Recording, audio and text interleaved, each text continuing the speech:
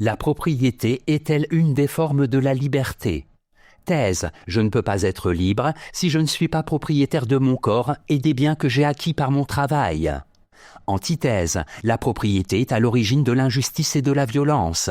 Or, il n'y a pas de liberté possible sans justice ni paix. Thèse, une des formes de la liberté est la propriété. En effet, si je ne respecte pas autrui, je nie sa liberté. La première condition de cette liberté est de reconnaître que chacun est propriétaire de son corps.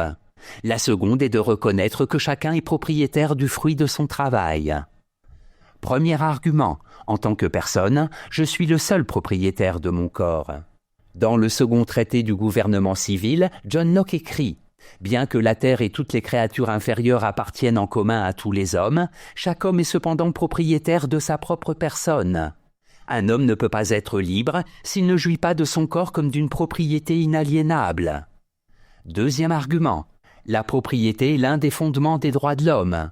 On peut lire dans le décret de l'Assemblée nationale du 3 septembre 1791 ces lignes. La propriété étant un droit inviolable et sacré, nul ne peut en être privé. Si ce n'est lorsque la nécessité publique, légalement constatée, l'exige évidemment et sous la condition d'une juste et préalable indemnité. Et libre celui qui est reconnu pour ce qu'il est et pour ce qu'il possède. Troisième argument, l'homme libre est propriétaire de son travail. La différence entre un esclave et un homme libre, c'est que le premier n'est ni propriétaire de son corps, le maître a sur l'esclave un droit de vie ou de mort, ni propriétaire de son travail. Tout ce qu'il produit profite exclusivement au maître. En bref, j'existe en tant que personne parce que je dispose librement de mon corps et parce que me revient de droit le fruit de mon labeur. Si ces deux conditions ne sont pas respectées, l'on ne peut pas parler de liberté concrète. Antithèse, la propriété n'est pas une des formes de la liberté. En effet, si la propriété n'existait pas, le vol et les violences qu'elle implique n'existeraient pas non plus. Une des formes fondamentales de la liberté est l'indépendance. Celui qui possède est l'esclave de ses biens. Premier argument, la propriété est à l'origine de la violence. Il est d'ailleurs évident, écrit Engels dans l'Anti-Düring, que la propriété privée doit déjà exister comme institution pour que le voleur puisse faire des richesses d'autrui sa propriété à lui. Ne peut pas être libre celui qui vit dans la crainte d'être dépouillé de ses biens. Deuxième argument, il faut souhaiter l'abolition de la propriété. Platon, puis Thomas More, bien avant Marx, ont conçu une société idéale fondée sur le collectivisme. À partir du moment où rien n'appartient en propre à une personne, l'on est en droit de supposer que les maux, tels que l'injustice, l'envie, l'appât du gain, qui tous entravent la liberté, cesseront enfin de peser sur l'existence des hommes. Troisième argument, être libre, c'est être indépendant. Il n'est pas d'autre liberté que la liberté de l'esprit. L'homme sage, c'est-à-dire l'homme véritablement libre, est celui qui se contente de satisfaire ses besoins naturels et voue toute sa vie au bien spirituel. L'idée de propriété contredit l'idée d'indépendance. En bref, la paix entre les hommes est la condition de la liberté.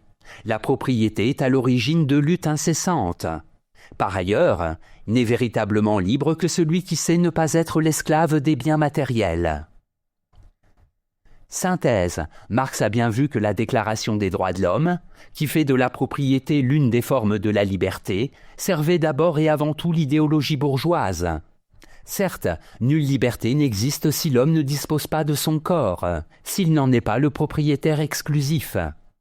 Mais en quoi la propriété peut-elle servir la cause de la liberté dès lors qu'elle entraîne sa négation, le vol, et qu'elle fait de l'homme qui possède un être essentiellement soucieux de défendre ses biens, même s'il se sait protégé par la loi? Si la propriété est l'une des formes de la liberté, ce n'est qu'en un sens très limité. Outre mon corps, qui m'appartient, je suis propriétaire de ce que mes mains produisent, des idées que mon esprit conçoit. L'esclave n'est pas libre, mais l'on ne peut pas dire non plus que l'homme qui est à la tête d'une immense fortune le soit. Bien au contraire, il vit dans la crainte incessante d'être spolié. Note et commentaire, propriété. La notion de propriété renvoie au droit, donc à la loi. Dans la nature, l'animal défend son territoire. mais l'on ne peut pas dire qu'il en soit, légalement, le propriétaire. Citation. C'est un avantage inappréciable de posséder tout acquise une fortune, quand elle ne suffirait qu'à permettre de vivre aisément, seul et sans famille, dans une véritable indépendance, c'est-à-dire sans avoir besoin de travailler. Ce n'est que par cette faveur du sort que nous sommes vraiment hommes nés libres. À cette seule condition, on est réellement, sui juris, maître de son temps et de ses forces, et l'on dira chaque matin « la journée m'appartient ». Arthur Schopenhauer, aphorisme sur la sagesse dans la vie.